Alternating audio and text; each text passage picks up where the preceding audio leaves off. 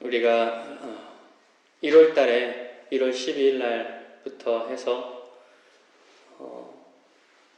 예배 처소가 없이 이곳저곳에서 예배를 드리다가 또 코로나로 인해서 2달간 각자의 집에서 예배 드리다가 이제 드디어 석 달이 지나서 이렇게 예배당을 가지고 함께 모여서 예배 드리게 된 것이 너무나 꿈만 같고 참 하나님의 은혜와 또 여러분의 헌신이 없었다면 이렇게 아름다운 예배당에서 예배 드릴 수 없었을 터인데 모든 것이 감사하고 또 하나님께 먼저 감사를 드리고 여러분에게도 감사를 드립니다. 정말 여러분의 이 헌신과 땀이 또 하나님께 드린 마음들이 하나님의 은혜 안에서 좋은 열매를 많이 맺기를 바랍니다. 자, 오늘 이제 긴 본문을 읽었는데요. 이 본문에는 4가지 그룹의 사람들이 나와요. 첫 번째는 12명의 제자들, 두 번째는 큰 무리, 예수님께 열광하는 큰 무리, 그리고 예수님의 혈육들, 그리고 예루살렘에서 내려온 서기관들, 이 4가지 그룹이 있습니다. 이들 중에 누가 예수님의 가족일까요? 오늘 본문에는 계속해서 안과 밖의 이미지가 배경으로 계속 깔려 있어요. 누가 안에 있고 누가 밖에 있는가? 이게 중요합니다. 누가 예수님의 가족 안에 있고 누가 밖에 있는가? 이 물음을 던지는 거예요. 우리나라에서도 그렇지만 당시에 유대인들에게 가족 공동체라는 것은 너무나 특별한 공동체였어요. 신성한 의미까지 지니는 그런 공동체가 가족입니다. 가족의 의미가 느슨해진 요즘에 생각하는 가족과는 많이 달라요. 그래도 우리 한국 사람들은 여전히 가족의 중요성을 인식하고 지키려고 많은 노력들을 하고 있지만 점점점 방향이 이 가족 공동체의 이 경계가 느슨해지는 그런 방향들로 가고 있습니다. 하지만 이때 말하는 가족, 이것은 너무나 공고하고 하나님이 부여하신, 하나님이 세우신 공동체라는 것이 너무나 분명한 그런 개념이었어요. 그래서 오늘 본문에서 누가 예수님의 가족인가라고 묻는 것은 아주 근본적인 질문입니다. 근본적인 문제를 다루는 거예요. 예수님의 가족에 속하느냐 속하지 않느냐 하는 것은 인생의 가장 중요한 문제입니다. 본문에서 등장하는 사람들이 예수님의 가족 안에 있는지, 이 그룹들, 4그룹들이 안에 있는지 밖에 있는지 여러분 생각해 보시면서 들으시고, 또 여러분은 어디에 있는지 생각하면서 들어보시기 바랍니다. 무명의 나사렛 사람 예수가 일으킨 운동이 아주 큰 반향을 일으키면서 갈릴리 전체와 또 갈릴리 넘어서까지 큰 반향을 불러일으켰기 때문에 이 소식이 예루살렘에도 전달되었고 예루살렘의 지도자들이 위협을 느꼈습니다. 그래서 이 예루살렘의 서기관들로 구성된 조사단을 급파해요. 갈릴리로. 예루살렘의 지도자들이 이런 보고를 들었을 거예요. 나사렛 예수는 유대교를 중심으로 하는 이 현 체제를 전복하려는 것 같다. 그리고 그의 명성이 현 체제를 전복시킬 것 같은 기세로 성장을 했다. 그리고 그가 행하는 치유와 기적의 능력들을 보니까 이 체제를 전복시킬 능력도 있는 것 같다. 그리고 안식일 준수 문제를 별것 아닌 것으로 여기는 것 같다. 이 문제가 가장 심각했습니다.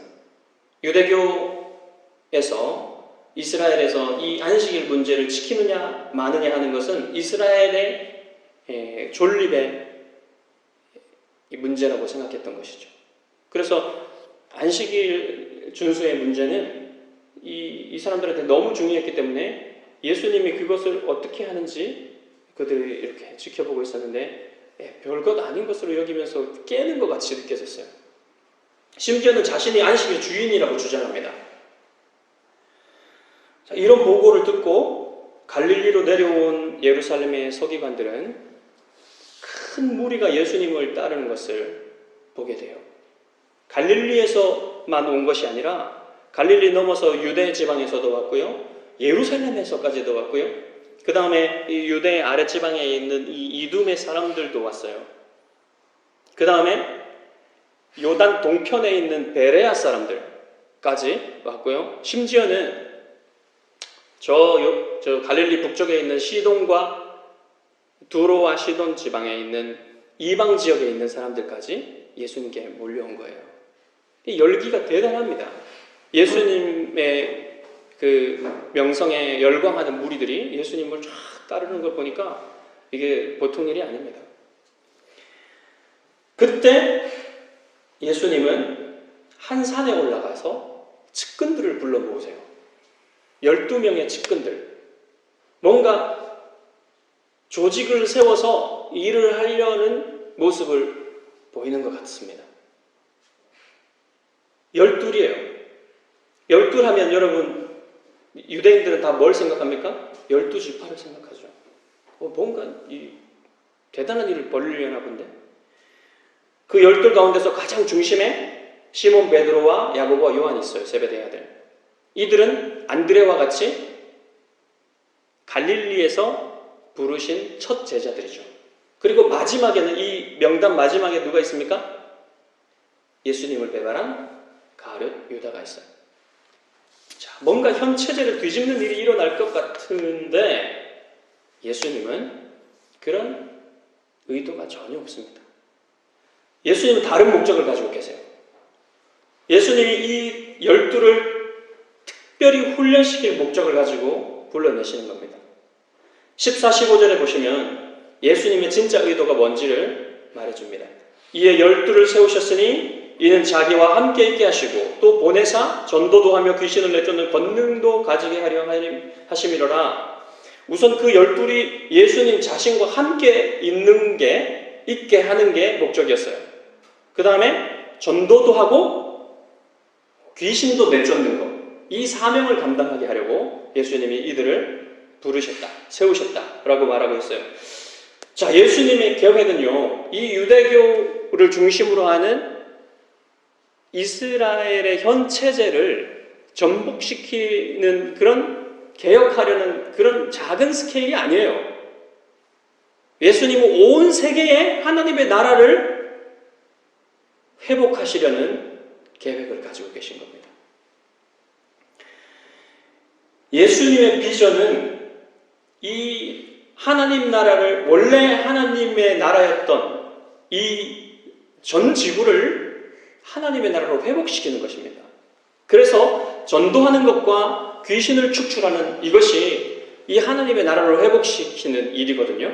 전도는 무엇이냐면 하나님의 통치를 선포하는 거예요.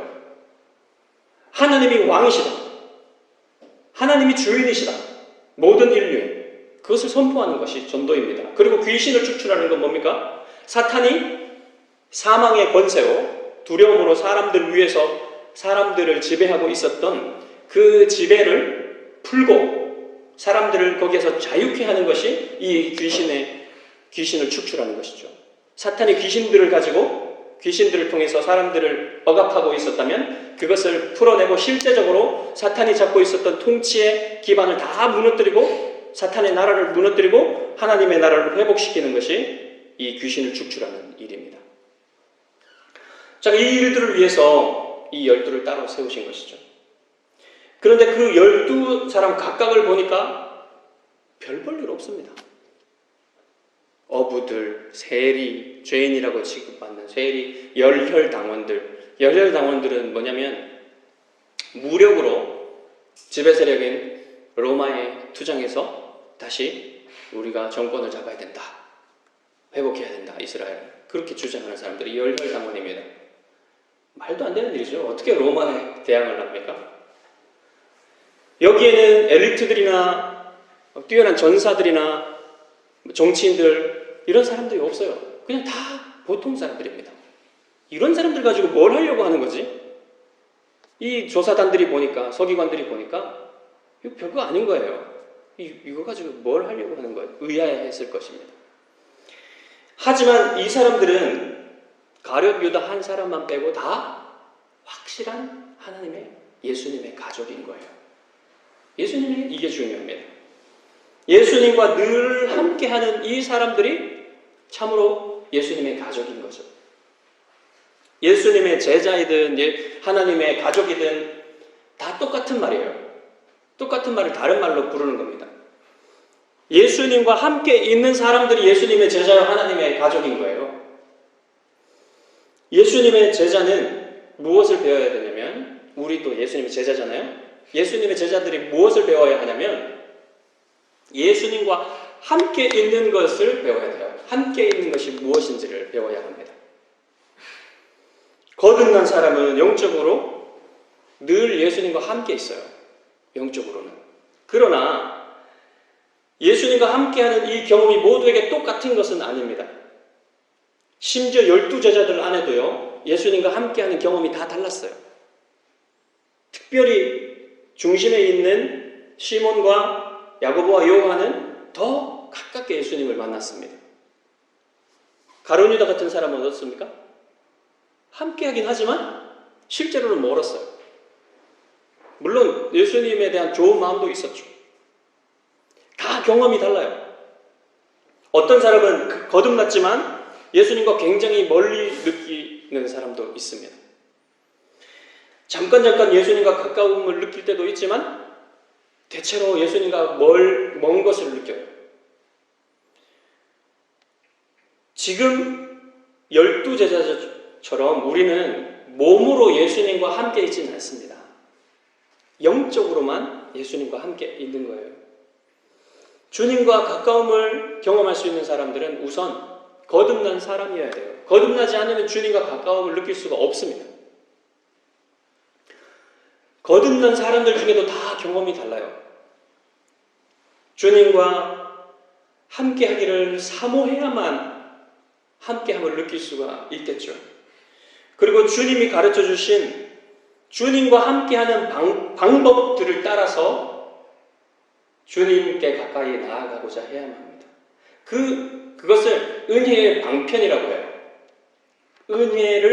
하나님께로부터 은혜를 받는 방법, 쉽게 말하면. 그것이 성경에서 가르치고 있는 두 가지 가장 중요한 하나님의 말씀과 기도의 방편입니다.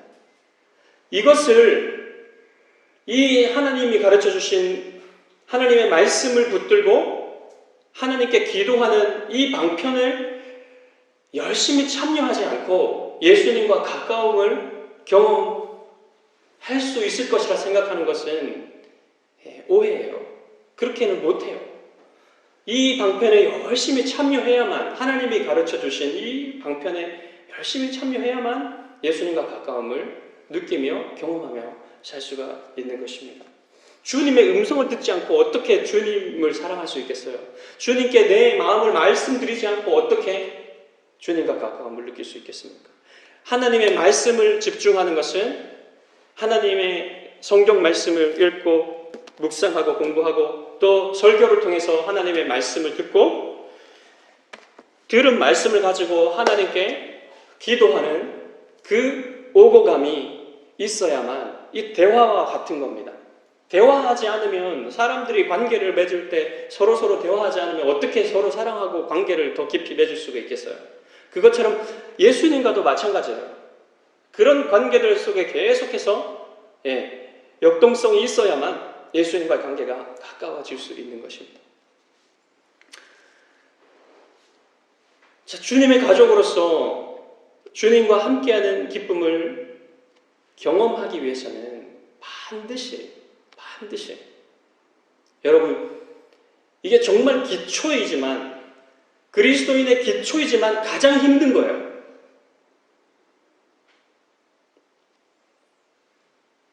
그리스도인들이 무슨 제자 훈련이다, 무슨 봉사다, 이런 것들을 많이 하지만 여러분, 그리스도인들에게 가장 베이직, 기초, 주님의 제자됨의 기초, 예수님과 함께 있는 걸 배우는 겁니다. 그걸 하지 않으면 정말로 주님의 제자로서 잘 살 수가 없는 거예요. 이 두 가지 방편은 아무리 강조해도 지나치지가 않아요.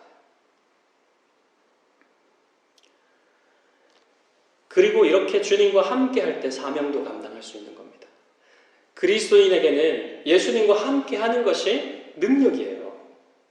예수님과 함께 해야만 그 예수님을 보고 예수님에게서 나오는 능력을 힘입고 자기를 부인할 수 있고요. 자기 뜻대로 사는 게 아니라 하나님의 뜻을 따라 살아갈 수가 있는 거예요. 그게 그리스도인의 능력입니다. 주님과 함께 하고픈 마음이 그냥 계속 유지된다면 얼마나 좋을까요? 한번 그런 마음을 탁 가졌으면 유지된다면 얼마나 좋을까요? 여러분, 사람의 경우도 그래요. 한번 크게 사랑하면 그 마음이 계속 유지되면 얼마나 좋겠습니까? 안 그렇죠. 늘 바뀌죠, 마음이.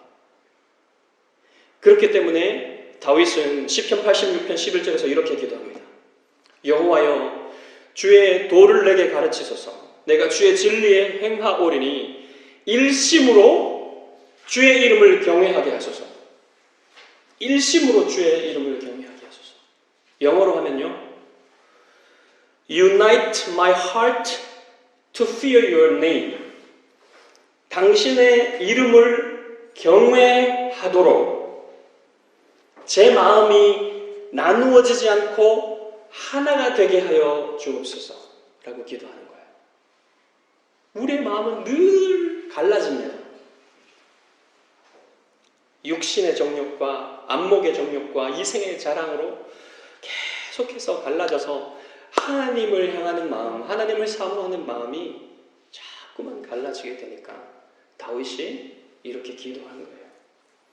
여러분, 모세는 이렇게 기도했어요. 시편 90편 14절에서 아침에 주의 인자하심이 우리를 만족하게 하사 우리를 일생 동안 즐겁고 기쁘게 하소서. 우리를 일생 동안 즐겁고 기쁘게 하소서라는 기도를 많이 하는데 주의 인자하심으로 만족해 하소서라는 기도는 잘 안 해요.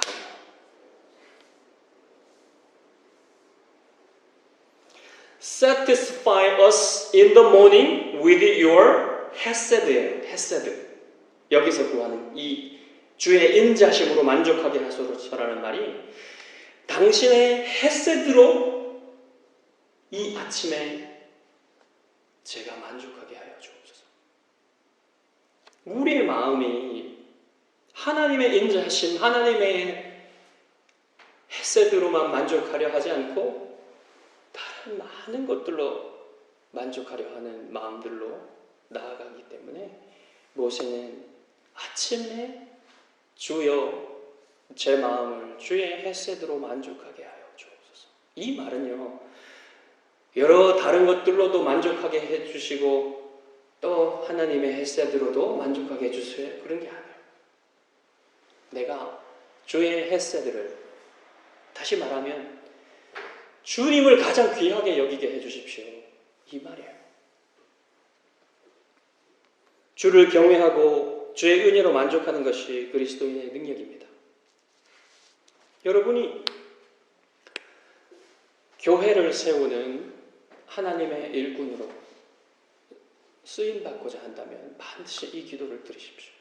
주님,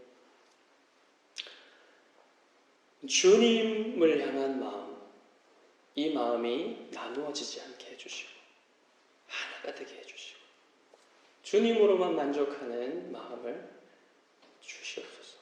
이런 기도를 여러분 드리시기 바랍니다.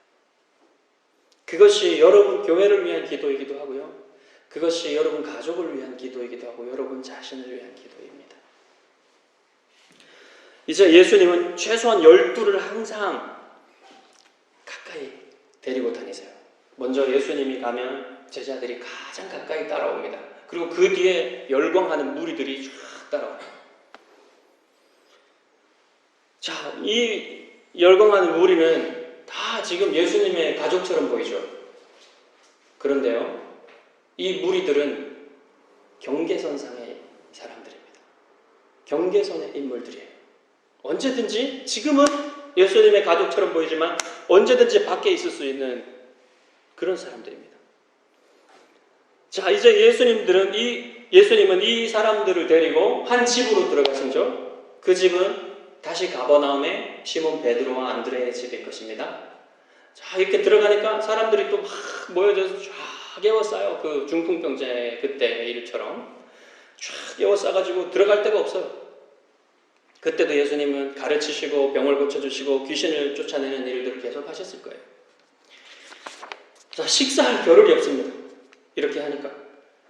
이런 상황에서 21절에 보면 예수님의 혈육들이 나사렛에서 와가지고 예수님을 찾습니다. 아마도 사람들이 예수님이 미쳤다고 하니까 예수님을 아끼는 마음에서 예수님을 보호하려고 데려가려고 왔던 것 같아요. 예수님의 어머니와 동생들과 누이들은 예수님을 가족으로서 아끼는 사람이죠. 그렇지만 본문에서 이 혈육들은 예수님을 지지하는 것이 아니라 예수님을 반대하는 사람들로 그려지고 있어요. 지금 이 순간만은, 또 그들이 거듭나기 전까지는 예수님을 반대하는 세력으로 있었던 거예요. 그리고는 갑자기 다른 상황이 끼어듭니다. 여러분, 마태복음에 보면 샌드위치 기법이라는 게 있어요. 어떤 일들이 진행되고 있는데 중간에 갑자기 확 끼어들어요. 또 중요한 일이. 그 다음에 다시 그 일이 진행되는 그런 기법인데, 마가복음 5장에 가면요, 회당장 야이로의 딸을 고치시는 회당장 야이로의 딸을 살리시려 가시는 예수님이 가시다가 어떤 혈루증 걸린 여인이 예수님의 옷자락을 만지는 사건이 나오죠. 이게 바로 대표적인 샌드위치 기법입니다. 자, 예수님을 아끼지만 대적하고 있는 혈육들에 더하여서 더욱 강력하게 예수님을 대적하는 세력이 나타난 거예요. 이들은 예루살렘에서 내려온 서기관들입니다. 아까 말했던 것처럼 현체제의 중심에 있는 인물들이죠. 어찌하든지 이 사람들은 새롭게 떠오른 인물인 명성을 얻은 이 사람을 밟아놓으려고 합니다. 근데 어떻게 밟을까요? 가장 좋은 방법이 뭘까요?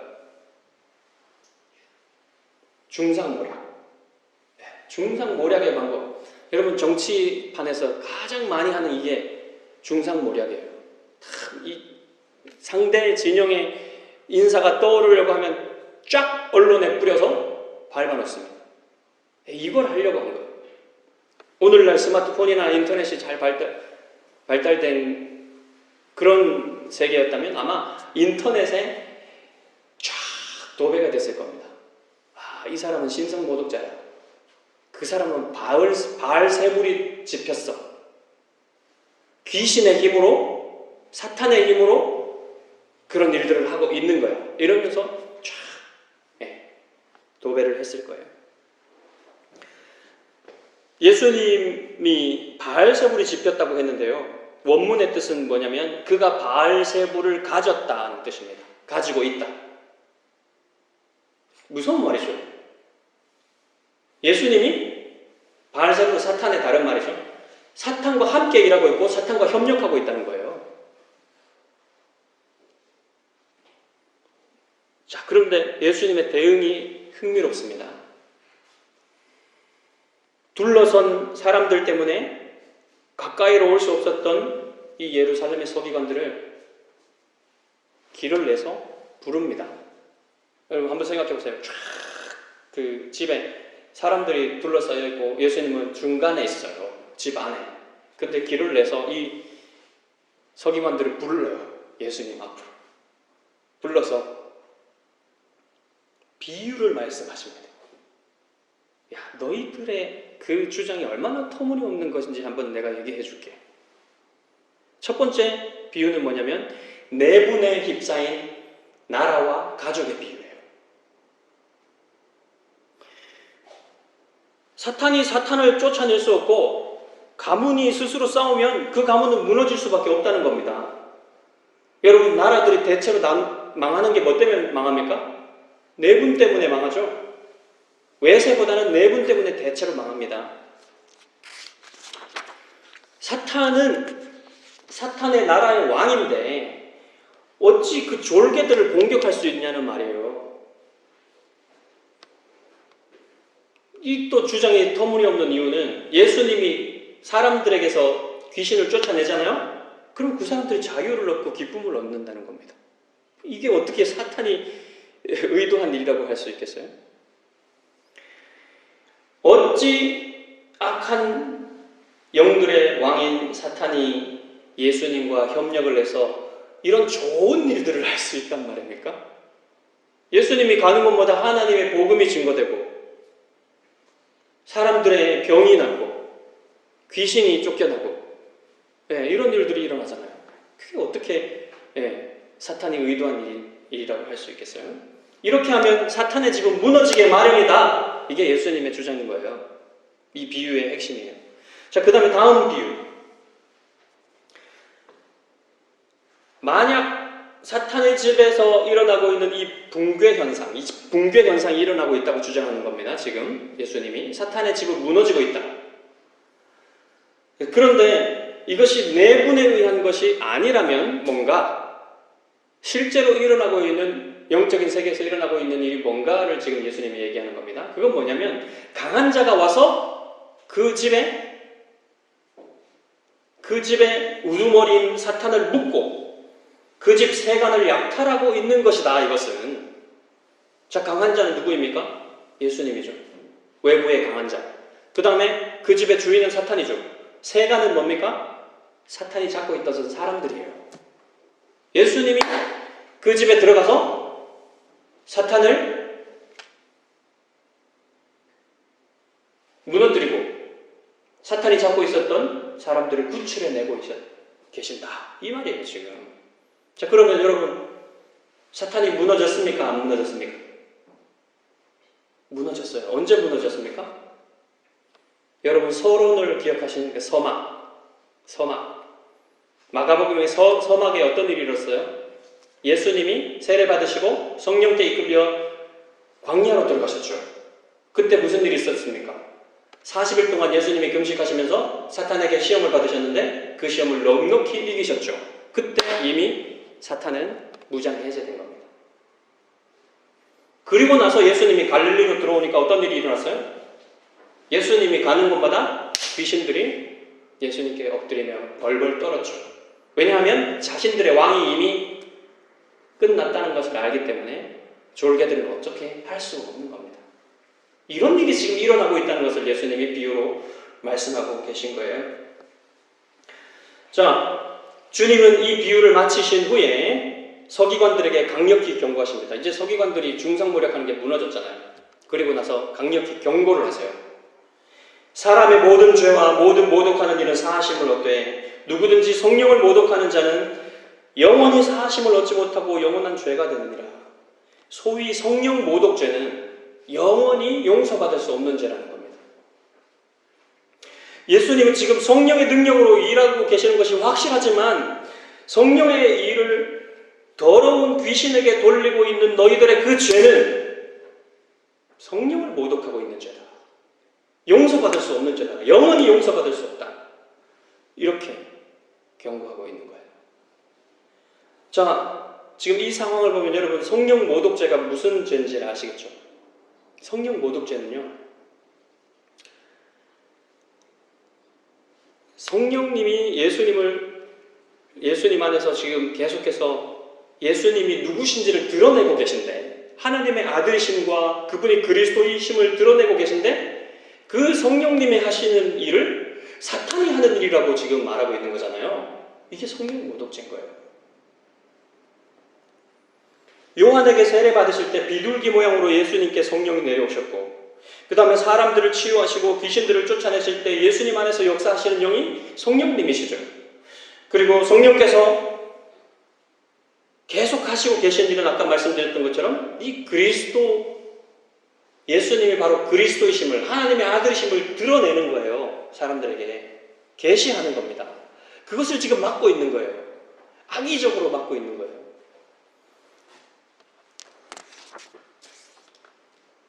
계속해서 이렇게 알고 있음에도, 실제로 예수님이 하시는 일이 선한 일임을 알고 있음에도, 그에게서 신적 능력이 나타나고 있는 것을 알고 있음에도 불구하고 일부러 악의적으로 그분을 대적하는 이 사람들의 죄야말로 성령 모독죄다 라고 말하는 겁니다.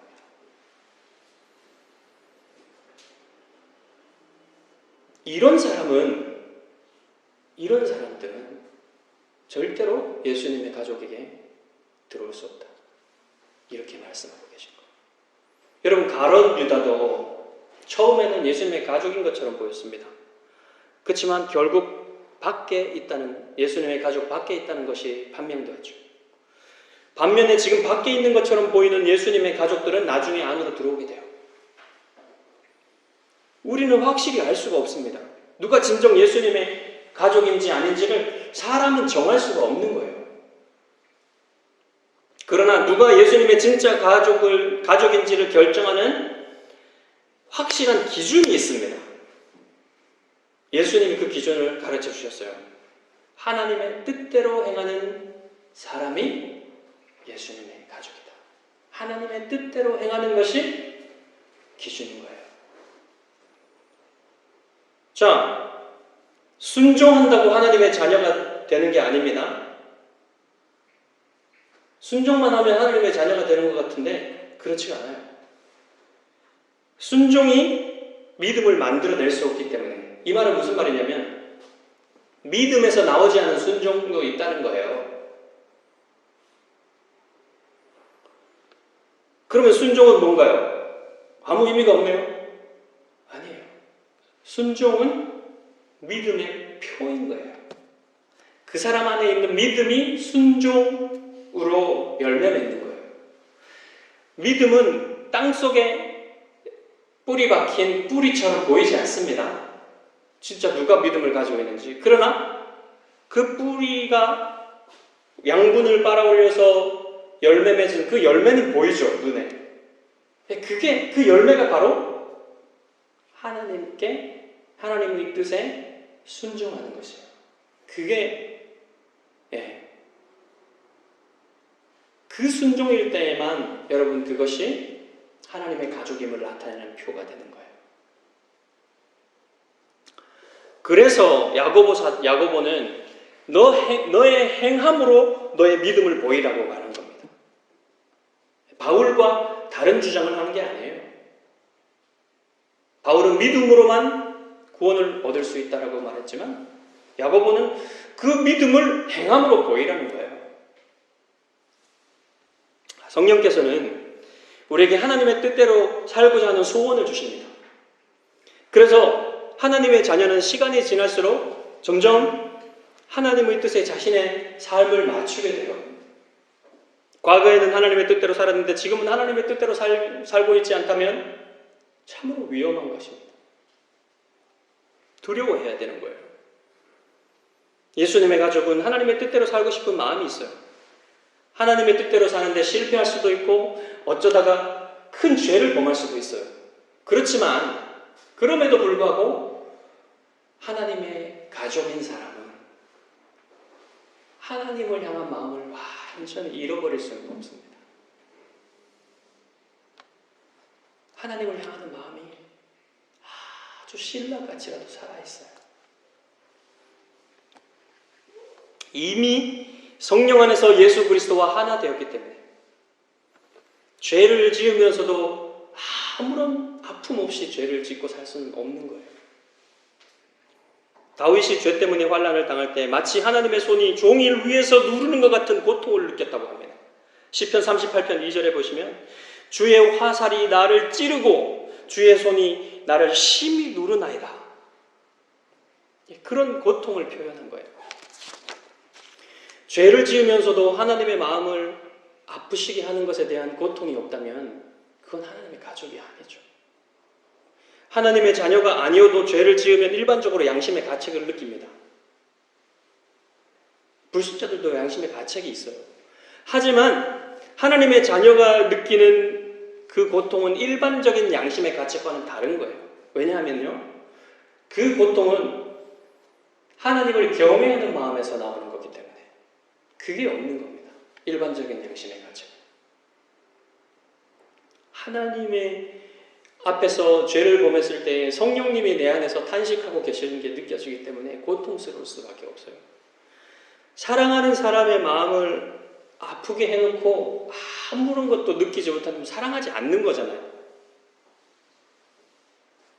사랑의 관계가 이미 형성되어 있기 때문에 성령님과 나와는 그것을 무시하고 살 수는 없는 거예요. 하나님의 뜻에 순종하는 것은 하나님의 가족임을 경험하게 해줍니다. 주님이 몸소 그것을 보여주셨어요. 어떤 일도 주님은 아버지의 뜻을 벗어나서 행하지 않았습니다. 요한복음 4장 34절에서 나의 양식은 나를 보내신 이의 뜻을 행하며 그의 일을 온전히 이루는 것이라 주님이 말씀하셨어요. 우리가 교회 안에서 하나님의 가족임을 경험하기 위해서는 공동체성이 중요하죠. 하지만 또한 뭐냐면 각자 개인이 1대1로 하나님 앞에 순종해야 돼요. 가정에서도요, 이렇게 있지만 다 똑같은 정도로 부모에게 순종하는 게 아닙니다. 달라요, 순종의 정도가. 그렇지만 1대1로 하나님 앞에 순종하는 것이 있어야 돼요. 그래야 이 공동체 내에서도 가족임을 경험하게 되는 거예요.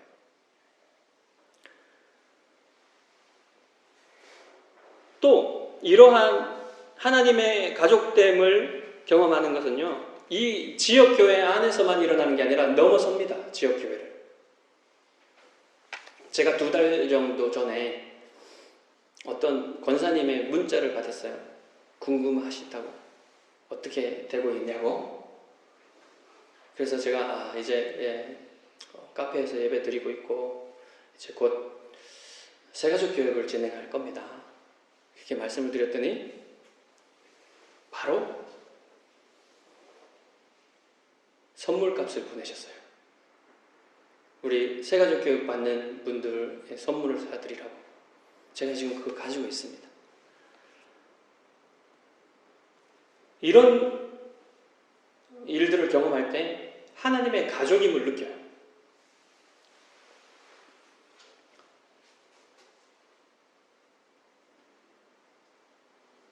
말하지 않아도요, 하나님의 가족을 만나면 이렇게 느껴지는 겁니다.